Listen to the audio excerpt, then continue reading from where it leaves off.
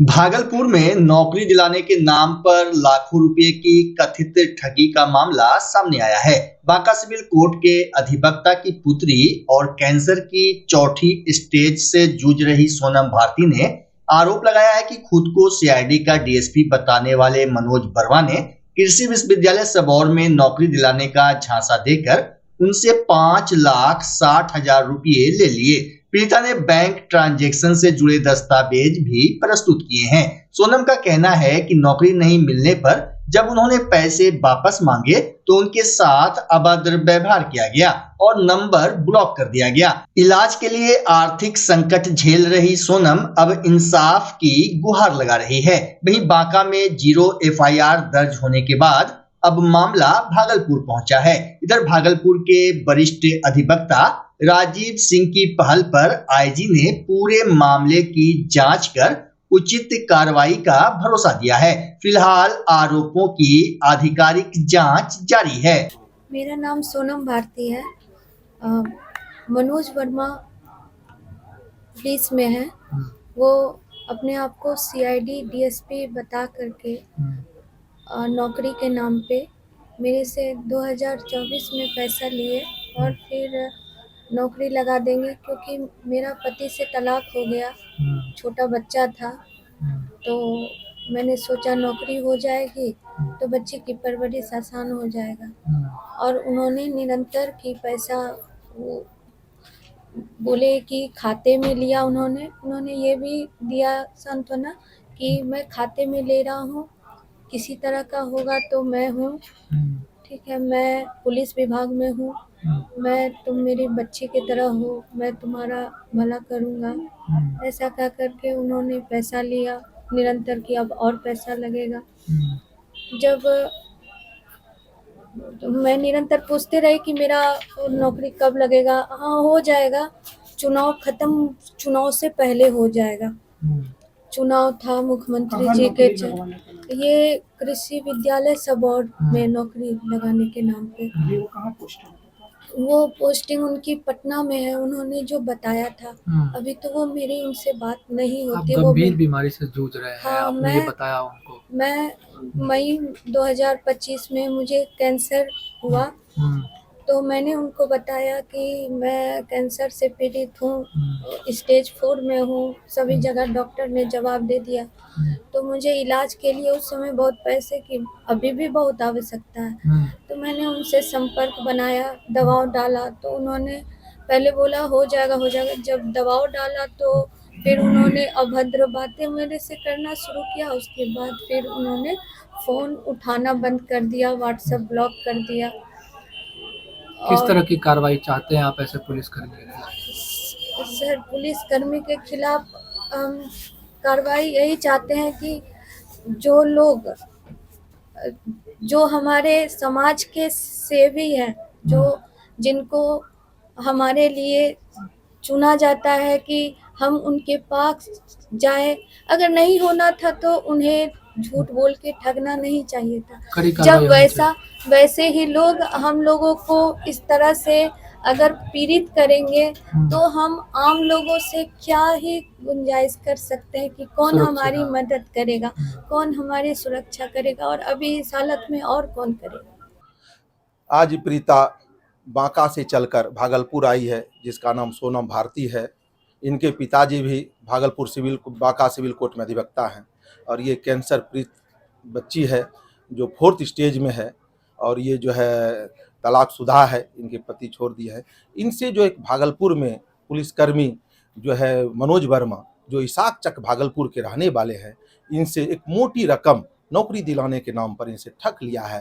Account में पे phone, Google पे और आरटीजीएस के माध्यम से विभिन्न तिथियों को 5,60,000 रुपया इनसे ठग लिया है। और ये जब मांगते हैं तो उनका फ़ोन बंद कर देते हैं और इनको अपशब्द करके गाली गलौज करके इनको भगा देते हैं और इनको अभी तक इनको पैसा नहीं दिए हैं। ये दर दर की ठोकर खा करके भटक रही है। वही भटकने क्रम में आज मेरे पास आई न्याय की गुहार के लिए, तो मैंने आवेदन देखा। उसी आवेदन के आलोक में आज मेरे पास ये बच्ची आई हुई है।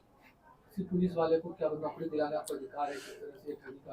ये मनोज वर्मा प्रायः जो है बहुत लोगों को ठगी का, एक अंकित है पटना में, उससे भी पुलिस नौकरी दिलाने के नाम पर ठगी का शिकार किया है। बहुत सारे ऐसे लोग हैं। यदि इसका एक बड़ा भंडाफोड़ किया जा सकता है, क्योंकि मनोज वर्मा भागलपुर में 20-25 साल तक सीआईडी में या किसी विभिन्न पदों पर रहे हैं, और वो डीएसपी बन करके भागलपुर में बिना नंबर प्लेट की गाड़ी और पुलिस का लोगो लगाकर लोगों को ठगने का काम अनवरत करते रहे हैं, और बहुत महिलाओं को, बच्चों को झांसा में लेकर के बहुत पैसे ठगने का काम किया है। यदि इसकी गहरी से जांच की जाए, इनके पास दर्जनों मोबाइल नंबर हैं जो कि दे करके ठगते हैं भागलपुर में। ये कैंसर पीड़ित बच्ची को जो ठग लिया है, जो 4th स्टेज में, अंतिम पड़ाव में बच्ची का जीवन चल रहा है, इनको पैसे की बहुत जरूरत है, लेकिन मनोज वर्मा ने इसको झांसा दे करके नौकरी दिलाने के नाम से पैसा ठग लिया है, और बहुत सारे लोगों से उन्होंने ठगा दी। इसकी बहुत तह तक पुलिस यदि जांच करे तो मनोज वर्मा के काले करतूत का भी भंडाफोड़ हो सकता है, और भागलपुर पुलिस बेनकाम कर सकती है धंधा को, क्योंकि ये गिरोह बहुत बड़ा गिरोह है।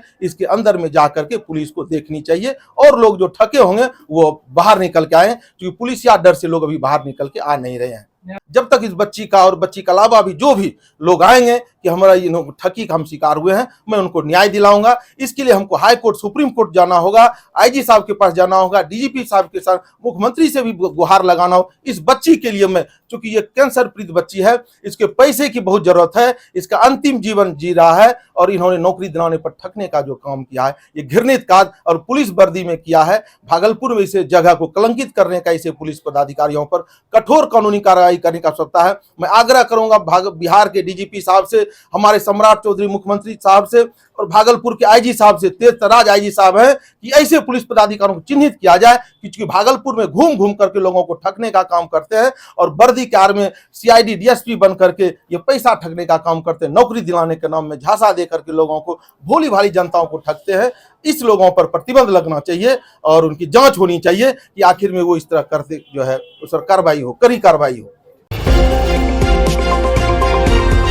भागलपुर जिले के जगदीशपुर प्रखंड अंतर्गत बलुआचक अंगारी गांव से महिला सशक्तिकरण की एक नई पहल शुरू हुई है। जीवन जागृति सोसाइटी ने विधवा, परित्यक्ता और दिव्यांग महिलाओं को आत्मनिर्भर बनाने के उद्देश्य से एक विशेष क्लस्टर का गठन किया है। पहले चरण में 8 विधवा महिलाओं के साथ 4 विवाहित महिलाओं को जोड़कर समूह बनाया गया है, ताकि प्रशिक्षण के दौरान किसी भी महिला को झिझक महसूस ना हो। वहीं संस्था की ओर से शनिवार को इन महिलाओं के लिए 21 दिवसीय सिलाई कढ़ाई प्रशिक्षण कार्यक्रम का शुभारंभ किया गया। प्रशिक्षण पूरा होने के बाद अंगारी में स्थायी सिलाई केंद्र स्थापित किया जाएगा, जहां t-shirt, trouser, petticoat, blouse, nightie, school dress सहित विभिन्न परिधानों का निर्माण होगा। तैयार उत्पादों की बिक्री से होने वाला लाभ सीधे समूह की महिलाओं में वितरित किया जाएगा। संस्था का कहना है कि यहाँ काम करने वाली महिलाएं मजदूर नहीं बल्कि केंद्र की मालकिन होंगी। जीवन जागृति सोसाइटी के राष्ट्रीय अध्यक्ष डॉक्टर अजय कुमार सिंह ने कहा कि कम उम्र में पति खो चुकी परित्यक्ता और दिव्यांग महिलाएं अक्सर आर्थिक और सामाजिक कठिनाइयों का सामना करती हैं। ऐसे में उन्हें रोजगार से जोड़कर आत्मनिर्भर बनाना ही संस्था का उद्देश्य है। उन्होंने बताया कि एक केंद्र के सफल संचालन के बाद प्रत्येक प्रखंड में शुरुआती चरण में 4 ऐसे केंद्र स्थापित करने और फिर पूरे जिले एवं राज्य में इस मॉडल का विस्तार करने की योजना है। इस अभियान के माध्यम से महिलाओं को सम्मानजनक आजीविका, आत्मविश्वास और उनके बच्चों के बेहतर भविष्य का अवसर मिलेगा। प्रशिक्षण के पहले दिन नीलम देवी, गुड़िया देवी, हिना कुमारी और सजनी देवी सहित कई महिलाओं ने भाग लिया। उनके चेहरों पर आत्मनिर्भर बनने की खुशी और नए भविष्य की उम्मीद साफ दिखाई दी। मौके पर जीवन जागृति सोसाइटी की कोषाध्यक्ष आभा पाठक, केंद्र संयोजक आनंदी प्रसाद सिंह समेत संस्था के कई सदस्य मौजूद रहे। हम लोग को घर में बहुत परेशानी होता था, कोई हम लोग को सहायता देने वाला नहीं है। हम विधवा है और हम लोग को कोई सहायता नहीं देता है। लोग सरकारी भी लाभ हम लोग को कुछ भी नहीं मिलता है, और दूसरे का खेती गृहस्थी करके बच्चा लोग को पढ़ाते हैं, और आप लोग कोई किसी तरह से मेंटेनेंस करते हैं। डॉक्टर साहब काम दे देगा तो हम लोग करेंगे और अपना रोजी रोटी निभाएंगे और बच्चा उन लोग को पढ़ाएंगे। आज सब सामान मिल गया? हाँ, सब सामान मेरा हम लोग को मिल गया। अब हम लोग ट्रेनिंग देने वहाँ पे आए हैं, बुलाया डॉक्टर साहब, तो हम लोग क्या बोलेगा डॉक्टर साहब? धन्यवाद देंगे डॉक्टर साहब को, प्रणाम करेंगे कि हम लोग डॉक्टर साहब बहुत बढ़िया बढ़िया आपको आप लोग को काम दिए। क्या लगता है घर परिवार अब सुख रहेगा? हाँ, सब सुख शांति होगा। काम करने लगे तो सुख शांति पैसा होगा तो हम लोग को सुख शांति होबे करेगा। मेरा नाम नीलम देवी हुआ, घरंगारी हुआ। अभी तो छोटा प्रवेश से काम शुरू किए हैं, धीरे धीरे हम लोग देख रेख करेंगे, उससे काम सिलाई उलाई ट्रेनिंग देंगे, उसके बाद मशीन देंगे, सेटअप एक तैयार करके उन लोग को प्लेटफॉर्म देंगे, फिर वो लोग जो आगे जैसे बढ़ेगा तो फिर उसको सपोर्ट करेंगे, उसका देख रेख पूरा हम करेंगे, हम लोग सब सोसाइटी वाला मिल के। हर एक प्रखंड में आप लोग जी जी बिल्कुल। अपना परिचय? मैं आभा पाठक, जीवन जागृति सोसाइटी की कोषाध्यक्ष महिला टीम की। सोसाइटी लगातार जागृति का काम करती है, डिफरेंट फील्ड में काम करती है, लेकिन हम लोग अब जागृति से समृद्धि की ओर बढ़ रहे हैं। जो समाज में सबसे निचले पायदान पर हैं उनको हम लोग उत्थान के लिए हम लोग काम कर रहे हैं। जैसा कि आप जानते हैं कि समाज में विधवा महिलाओं की स्थिति बहुत ही नाजुक है, उसको समाज में कई तरह के प्रताड़ना झेलना पड़ता है और साथ में उनका सामाजिक जो सम्मान होना चाहिए वो नहीं होता है। आर्थिक बदहाली अचानक से आ जाता है और ऐसे में वो जो है त्राहिमाम हो जाता है। ऐसे में जीवन जागृति सोसाइटी ने उनके चेहरे पर मुस्कान लाने के लिए, उनके बच्चे पढ़ सकें, उसको इज्जत भरी ज़िंदगी मिल सके, इसके लिए एक पहल किया है। और हम लोग जगह जगह क्लस्टर खोलेंगे विधवा महिलाओं का प्रत्यक्षता, जिसको कई महिला ऐसी हैं जिनके हस्बैंड तो जिंदा है लेकिन छोड़कर कहीं चले गए हैं, वो पता ही नहीं है कि कहाँ गए हैं। और जो विकलांग, ऐसे विकलांग हैं जिनको काम मिल सकता है, उनके लिए क्लस्टर बना रहे हैं। लेकिन साथ में जो विधवा नहीं है वो भी कुछ काम करेंगी, चूँकि विधवा महिलाओं में झिझक बढ़ जाती है बाहर निकलने का, उनमें जो उत्साह रहता है, उमंग रहता है, उनके पीछे कोई खड़ा नहीं रहता है। तो इसीलिए साथ में कुछ जो विवाहित महिलाएं हैं जिनके हस्बैंड हैं उनको भी साथ में हम लोग लेकर बढ़ेंगे ताकि इनको सबलता मिले, इनमें हिम्मत आए।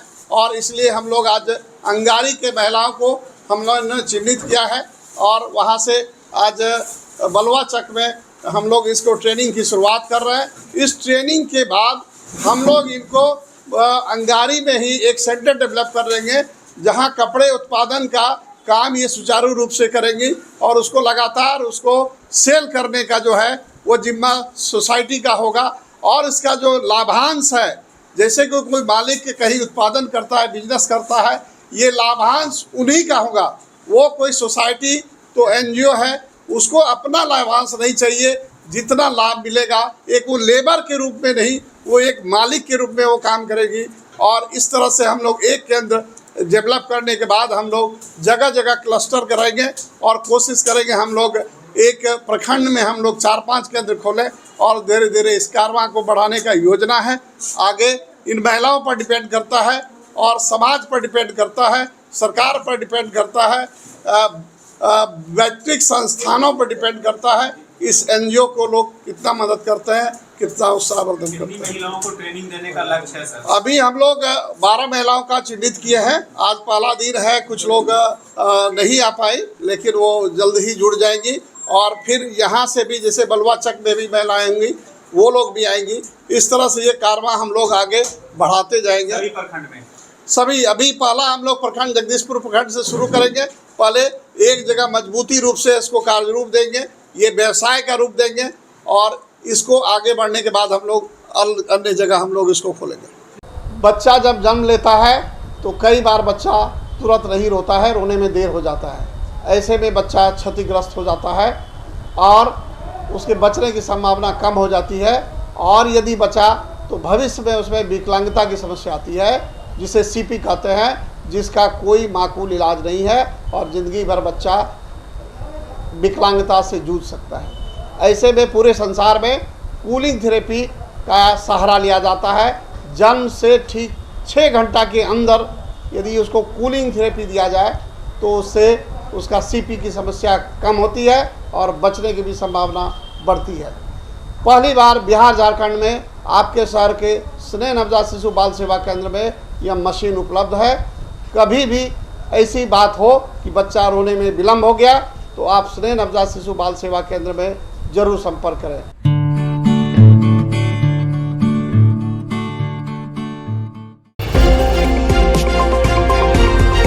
भागलपुर में स्वस्थ युवा स्वस्थ भागलपुर महाअभियान के तहत पुलिस को बड़ी सफलता मिली है। वरीय पुलिस अधीक्षक के निर्देश पर सुल्तानगंज थाना क्षेत्र के मोतीचक गांव में छापेमारी कर अवैध शराब के कारोबार का भंडाफोड़ किया गया। प्रेस वार्ता के दौरान सिटी एसपी अतुलेश झा ने बताया कि पुलिस ने अभिषेक आनंद उर्फ राजा और जितेंद्र प्रसाद शर्मा को गिरफ्तार किया है। कार्रवाई के दौरान उनके घर से करीब 506 लीटर विदेशी शराब, 21 लीटर देसी शराब और एक मोबाइल बरामद हुआ। पुलिस ने दोनों के खिलाफ प्राथमिकी दर्ज कर आगे की कानूनी कार्रवाई शुरू कर दी है। प्रेस वार्ता में law and order DSP Navneet Kumar एवं सुल्तानगंज थाना के एसएचओ धनंजय कुमार मौजूद रहे।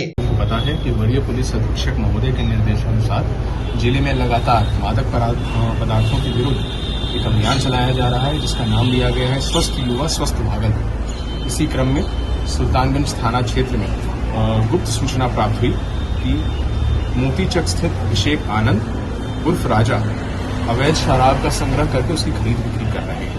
उक्त सूचना के सत्यापन एवं आवश्यक कार्रवाई हेतु पुलिस अधीक्षक महोदय के निर्देशन में एक गठन किया गया टीम, जिसका नाम मॉनिटरिंग कर रहा था। अनुमंडल पुलिस पदाधिकारी उसका ग्राउंड पर अनुश्रवण कर रहे थे और थानाध्यक्ष और उनके जो कर्मी हैं वो लोग इसमें लगे हुए थे।